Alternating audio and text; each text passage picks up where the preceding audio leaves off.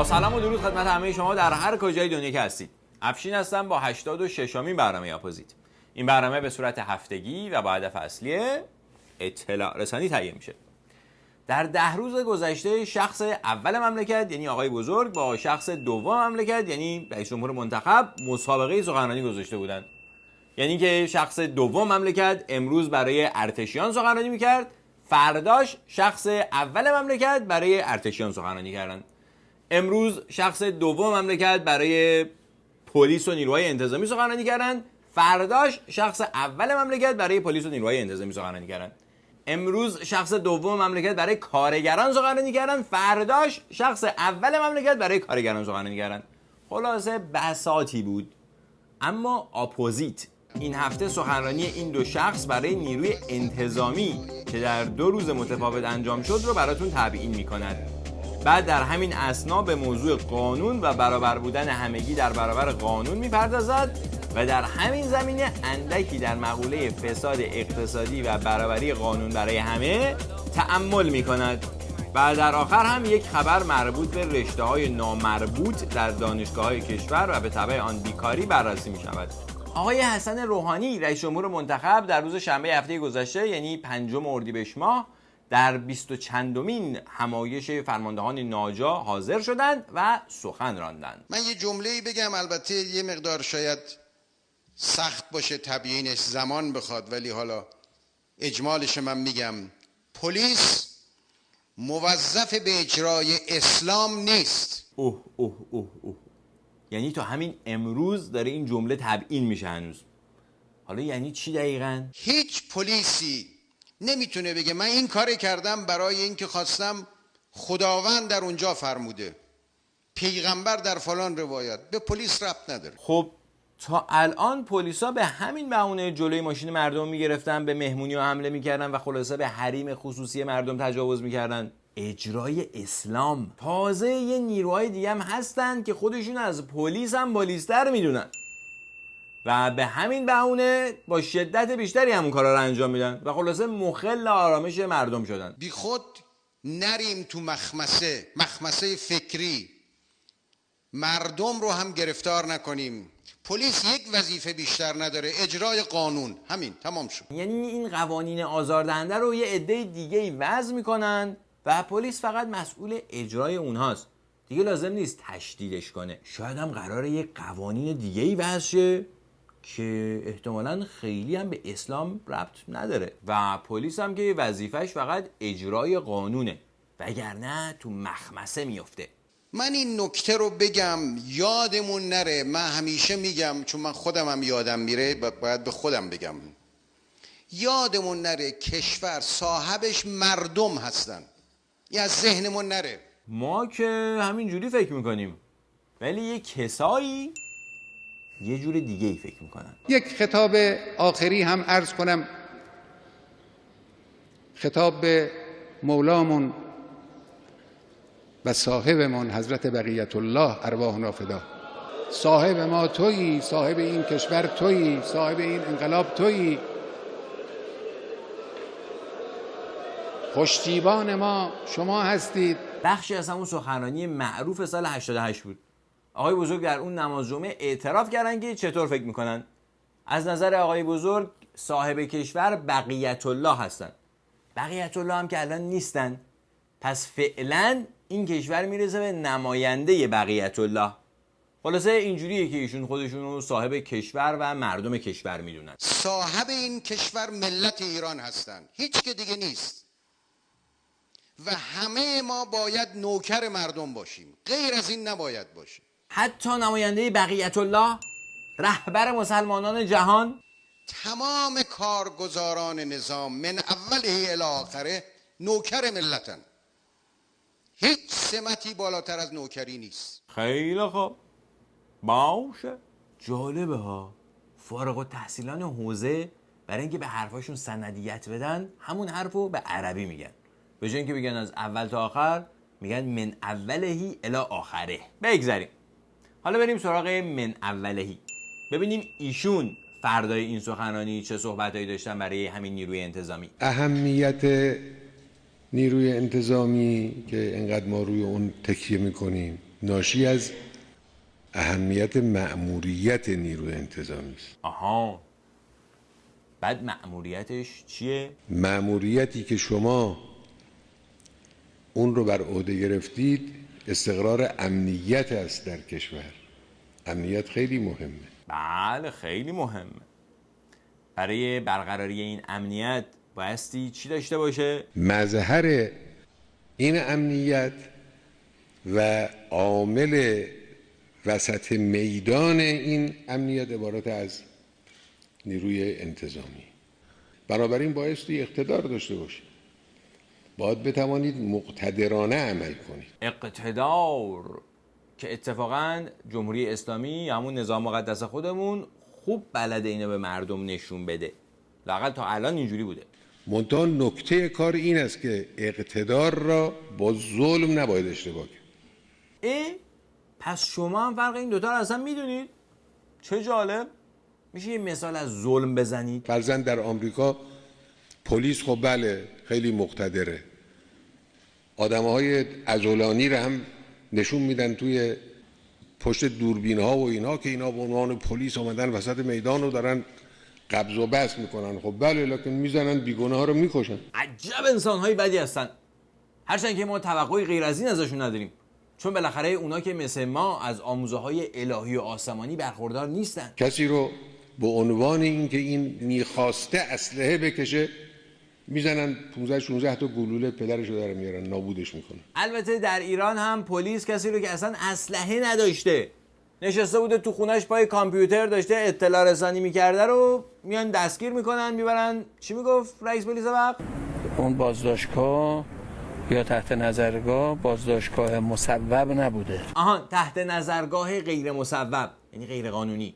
بعد اونجا اینقدر کتکش زدن تا اینا در واقع نوعی قصور و کوتاهیه، اما تقصیر نمیشه اسم اینا رو گذاشت. یعنی هیچ کدوم اینها دلیل مرگ این آقای بهشتی نیست. تقصیر؟ ابداً. دیگه بالاخره ما هممون فرق قصور و تقصیر رو میفهمیم که چیه. بعد چی بود علت مرگ آقای بهشتی؟ مهمترین سناریو که اعلام کرده نظریه پزشک قانونی همون شوک روحی روانیه. یعنی طبق روال معمول نظام مقدس اشخاص با انقدر کتک جان خودشون رو از دست نمیدن و احتمالاً سناریو اینه که ایشون دچار شوک روحی شدن. چجوری؟ احتمالاً یعنی قطعا در زندان اوین همون روزی که یک روزی که بوده به بهداری مراجعه کرده و اونجا داروی آرام بخش براش تجویز کردن. در زمانی که به در واقع تحویل پلیس فتا شده این دارو رو به دلیل اینکه نسخه همراهش نبوده و روزهای تعطیل هم بوده بهش جواز استفاده ندادن. احتمالاً، یعنی قطعاً شما که دروغ نمیگید، تقصیر نیروی انتظامی نبوده. داروخونه تعطیل بوده، اونم در روز تعطیل، و ایشون هم که نسخه نداشته بره داروشو تهیه کنه.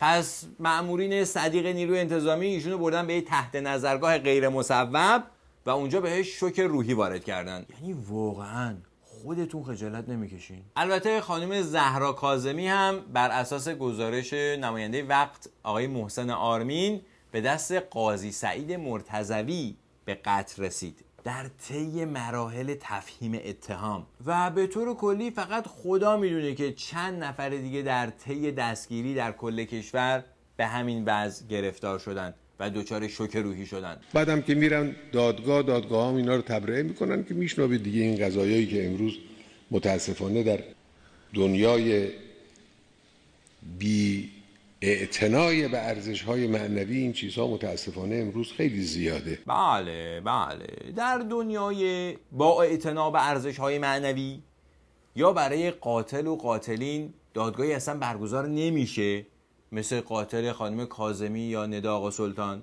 یا اگرم دادگاهی برگزار بشه کسی نمیفهمه اصلا قاتل کی بوده، مثل قاتل ستار بهشتی، و در نهایت مجازات قاتل یا قاتلین در حد 6 ماه حبس تعلیقی و 200,000 تومان جریمه نقدی و از اینجور چیزاست. واقعا دنیای بی‌اعتنا به ارزش‌های معنوی باید بره جلو در برابر دنیای اینا. کار به معنای واقعی کلمه انجام بگیره، یعنی قاطعیت، اقتدار، در این حال با عدالت، با مروت،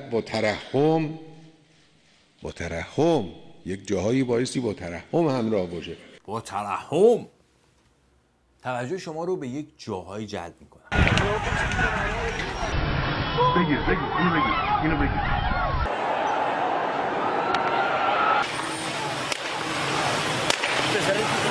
یا اول فصل نستن بین نیست.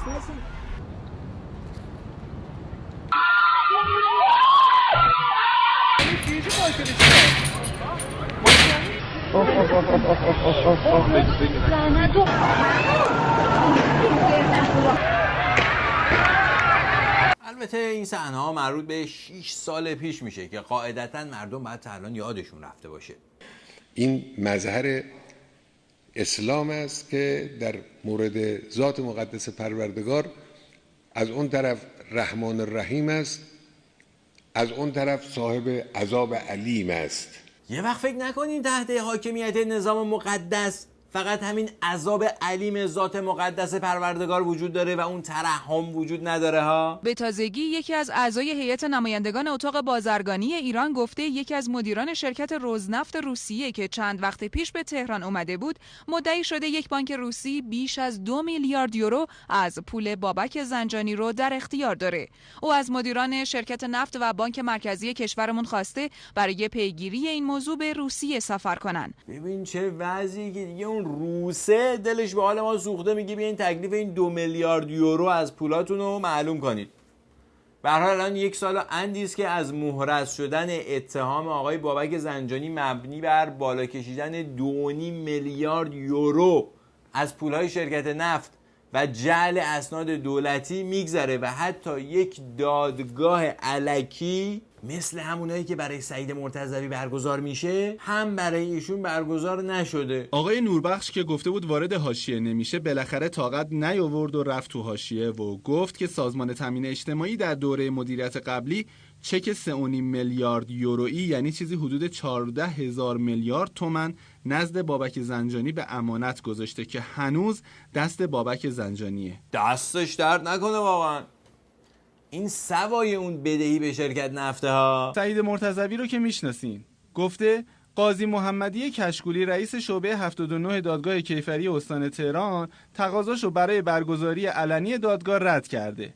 مرتضوی با اتهاماتی درباره پرونده تامین اجتماعی روبرو شده. اوه ببین چه خبره که سعید مرتضوی تقاضای برگزاری دادگاه علنی کرده بعد اونا رد کردن.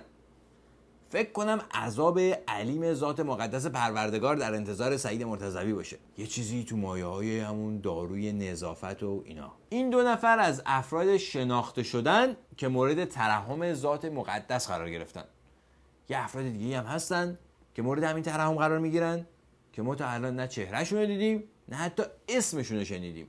با هر بار روشن شدن چراغ همین زیرپله باید جوابگوی خیلی ها و خیلی جاها بود. اماکن هست، بیمه هست، مالیات هست، شهرداری هست، اتحادیه هست. باید جوابگوی اینا همه باشیم. اگه مشکلی هم بخواد پیش بیاد پلو میکنن خیلی راحت. اما این قاعده برای بعضی بنگاه‌های پولی به مراتب بزرگتر صدق نمیکنه. سال 1376 تأسیس شده، نزدیک به 600 تا شعبه داره. خود سایت بانک مرکزی ما اسم مؤسسه شما رو ندیدیم. مؤسسات مالی یعنی یه جایی مثل همون شرکت‌های مضاربه‌ای سابق که در دهه 60 باز شدن و بعد از چند سال فعالیت همشون رو تعطیل کردن و حتی بعضی از صاحبانشون رو اعدام کردن. این مؤسسات مالی اعتباری از مردم پول میگیرن و وعده پرداخت تسهیلات و سود بالا به اونها میدن. و الان که خبرنگار یه دفعه سر زده رفته اونجا و ازشون میپرسه مجوزتون کو؟ جواباشون شنیدنیه. هماهنگی لازم صورت گرفته جهت گرفتن اخذ مجوز. مجوز شما که نمیتونید ببینید، واسه یه مجوز واسه هر شعبه که نمیدن. البته اگه مجوز باشه جاش سینه دیوار جلوی چشم صدها مشتری هر روزه. 92 ما مجوز گرفتیم. مؤسساتی که یک روزه تابلوشون بالا میره اما پایین آوردنشون از پس اینجا هم بر نمیاد. برنامه‌مون تا آخر ساله. تا آخر سال همه مجوزدار میشن. همین رو باید تعیین تکلیف بشن، یا مجوز یا منحل. اینجا همون بانک مرکزی جمهوری اسلامیه. از آخر سال هم الان 1 ماه و اندی گذشته و حتی یه دونه از اون مؤسسات مالی منحل نشدن. حرفای رئیس کل بانک مرکزی هم به هیچ حساب شده و در ضمن این مؤسسات مالی اصلا امنیت مردم رو به خطر نمیندازن. اگه این 1 سال مجوز داره تکلیف بقیه روزا چی میشه؟ اگه اینجا مجوز نداره چرا اینجا رو فلوم نکرده؟ 40 الی 50 میلیارد سپرده‌های سرمایه‌های مردم را بالا کشیده. البته نگفتم پولتون رو پس نمیدیم و فقط باید واسه گرفتن پولتون واسین تا یه مشتری دیگه بیاد و پول تو مؤسسه بذاره. میگن که فردی که مراجعه میکنه برای اقساط بایستی شما برید اون رو باش صحبت بکنید، تواتر بکنید. یعنی اصل پول مردم رو خوردن، دزدی رسمی از جیب مردم. البته این امنیت مردم رو به خطر نمیندازه که نیروی انتظامی بخواد اقتدار خودش رو نشون بده. از مردم پول جمع میکنه، در بهترین نقاط کشور شعبه میزنه، مجوز نداره. 3.5 سپرده گذاشتم. بله. میدونید که حالا این شعبه یعنی این مؤسسه‌ای که مرتبط بانک مرکزی نیست. من متاسفانه در جریان نبودم. مردم هم وقتی یه همچین مؤسسه‌ای رو با این دبدبه و کبکبه میبینن فکر نمی‌کنن که این مجوز نداره و غیر مجازه. اصلا مردم وظیفه ندارن که چک کنن چه مؤسسه غیر مجازه. این مؤسسه اگه غیر مجاز باشه نباید باز باشه اصلا. به هر حال پولاشونو مردم میذارن اونجا. فکر می‌کنین تعداد این مؤسسات مالی چند تا باشه؟ به گواهی بانک مرکزی مجوزدارهاشون کمتر از انگشتان یک دسته. حالا معاون نظارتی بانک مرکزی دوباره از ساماندهی 6000 مؤسسه‌ای گفته که 20% پول مردم رو پیش خود دارن. اما چطور و چگونه هنوز معلوم نیست. 6000 مؤسسه مالی و اعتباری غیر مجاز در کشور وجود دارن که حدود 20% نقدینگی کشور رو در اختیار دارن و میتونن پول مردم رو بالقوه پس ندن چون غیر مجازن. اما چطور و چگونه؟ آقای یوسفیان ملا نماینده مجلس توضیح میدن. شما الان برید ماکار رصد بکنی، هر کی یه جای وصله. اینجوری است که یا آدم ساده ای اومده باشه مثلا یه بانکی تأسیس کرده باشه، رئیس بانک مرکزی میگه من استعلام میکنم، بانک جواب نمیده، معاون خودم میفرستم به یک شعبه بانک، شعبه جوابش نمیده. این کجا رسیده؟ هر کدوم به یه جایی وصلن، به یه جایی ها که جواب معاون رئیس بانک مرکزی رو هم نمیدن. یعنی عالی ترین نهاد مالی کشور که بانک مرکزی باشه هم از پسشون بر نمیاد. این رو 10 بار، نه یک بار، 10 بار امام در سخنرانی‌هاش تکرار کرد. فرمود حکومت اسلامی یعنی حکومت قانون و همه در برابر قانون مساوی هستند. همه، چه اون کسایی که تو خیابون زورگیری میکنن و در کمتر از 2 ماه دستگیر میشن، محاکمه میشن و اعدام میشن، و چه اون کسایی که مؤسسات مالی میزنن بدون مجوز، البته با اتصال به یه جایی که هیچ کس حریفش نمیشه و خیلی راحت و بی دردسر میلیاردها تومان از پولهای هزاران نفر از شهروندان رو میخورن. یکی از بزرگترین هنر جمهوری اسلامی مردم سالاری ترکیبش با دین سالاریه دیگه. بله دیگه، این ترکیب مردم سالاری و دین سالاری که الان یکی از نمونه‌هاشو گذرا دیدیم هنر جمهوری اسلامیه. در اینجا به یکی دیگه از هنرهای جمهوری اسلامی میپردازیم. پسرم در حدود 3-4 سال بیکاره. پسرتون تحصیل کرده؟ بله، دانشگاه رشته حسابداری. مدرکی که در بازار کار خریداری ندارد. طبق آخرین گزارش بیشترین بیکاران در رشته‌های کامپیوتر، صنعت و فناوری، معماری و ساختمان، محیط زیست، کشاورزی، جنگلداری و شیلات هستند. بیکاران تحصیل کرده در چه رشته‌هایی؟ کامپیوتر، که دیگه الان تو این دور زمانه در جزایر جیبوتی هم بیکار نمیمونن. یا حسابداری، اونم در کشوری که با این همه مشکلات مالی و اختلاس دست و پنجه نرم میکنه. احتمالاً به دلیل همین استفاده نکردن از نیروهای متخصص و تحصیل کرده است که این مشکلات پیش اومده. بعد معماری و ساختمان، یعنی الان بعد وضع معماری و ساختمان تو کشور ما توپ باشه دیگه که نیرو اضافه آوردیم و نیروهامون بیکار موندن، نیروهای تحصیل کردهمون. باز هم گودبرداری غیر اصولی و باز تخریب ساختمان تجاری. تشنشانی آمار داده که ریزش گودبرداری‌های غیر اصولی حسابی زنگخورشون رو بالا برده. نه آسانسور داره، نه پله اضطراری داره. سخت الان من به خدا پام عفونت هم کرده است. شهرک شبیه یک منطقه زلزله زده. این دیوارا همونطور که مشاهده میکنید دیوار از حال شروع شده، دیوار آشپزخونه ما که شکست واقعا زیر پکیج کاشی اولوش 2 سانتی متر، یعنی درس پیدا کرد. از بیرون بشه ببینی شاید اصلا توی آشپزخونه از حیاط. صبح همیشه می‌بینیم اجاره خونه ترک خورده یا شکستن. فکر کنم اینا مربوط میشد به همون معماری و ساختمان. بعدیش بود صنعت و فناوری. از بس تولیدات صنعتی کشور با کیفیت هستن که دیگه نیازی به متخصص تحصیل کرده در این زمینه نداریم. بعدیش جالبه، کشاورزی. ما در هیچ نقطه‌ای از کشورمون الان حق کاشتن خیار و خربزه و هندونه نداریم. همش ضرر. نخوریم، من نمیگم نخوریم، ولی خیار باید تو گلخونه کاشته بشه. با نیروی غیر متخصص به مهندس کشاورزی نیاز نداریم که. و وزیر جهاد کشاورزی گفته سال گذشته حدود 1,400,000 تن شکر وارد کشور شده که به نوعی رکورد محسوب می شود. از بس از نیروهای متخصص در زمینه کشاورزی استفاده کردیم. بله ما رکورد زدیم. رشته های دیگه هم شیلات و محیط زیست و جنگلبانی بودن که با یه نگاه ساده به وضعیت محیط زیست و خصوصا جنگل‌های کشور میشه نیاز به نیروی متخصص در این زمینه‌ها رو به خوبی حس کرد. رودخونه‌ای از نفت در دل زمین‌های کشاورزی نفت شهر، نفتی که آب و باغ و حیوانات رو با هم میسوزونه.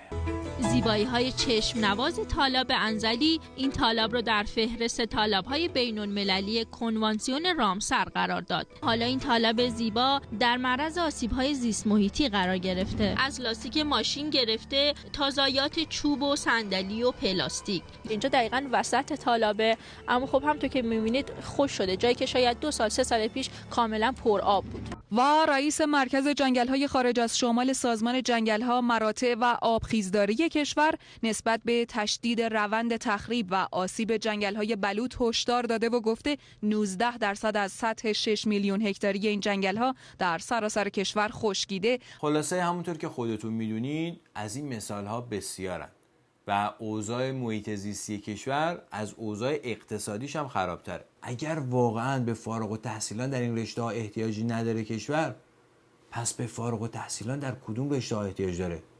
اختلاس یا باز کردن مؤسسات مالی؟ ولی برگردیم به همون هنر جمهوری اسلامی، یعنی فارغ التحصیلان بیکار.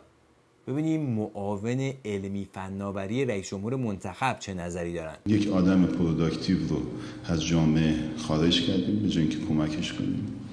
وارد یه سری رشته‌هایی کردیم که معلوم نیست به چه دردی برای کشور میخوره. اعتماد به نفسش ازش گرفتیم، نابودش کردیم.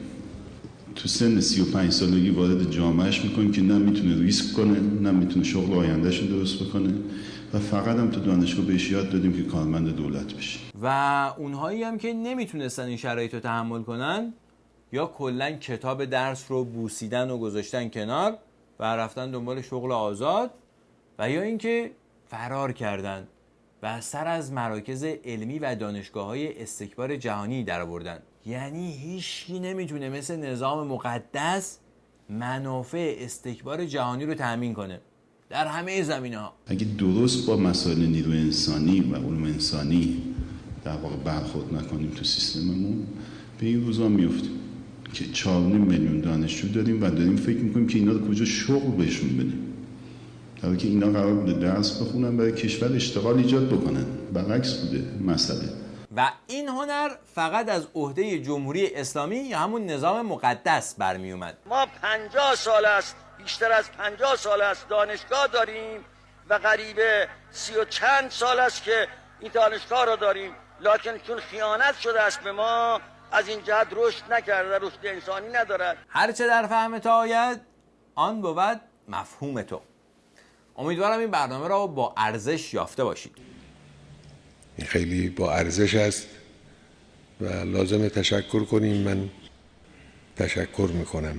اگر این برنامه را با ارزش یافتید، در اشتراک گذاری آن با دیگر دوستانتان جداً کوشا باشید.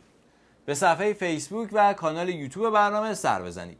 اپوزیت رو به حروف لاتین UPOZ یا ZIT و به فارسی به همون اپوزیت جستجو کنید. کانال یوتیوب برنامه رو پیدا خواهید کرد. با تشکر از تلویزیون اندیشه و دیگر رسانه‌هایی که در انتشار این برنامه کمک میکنند و با تشکر از همه شما همراهان. تا دیداری دیگر، شب و روزتون خوش و خدا نگهدار. خداوند انشاءالله همه ما را آدم کن. قرآن برای آدم سازی آمده.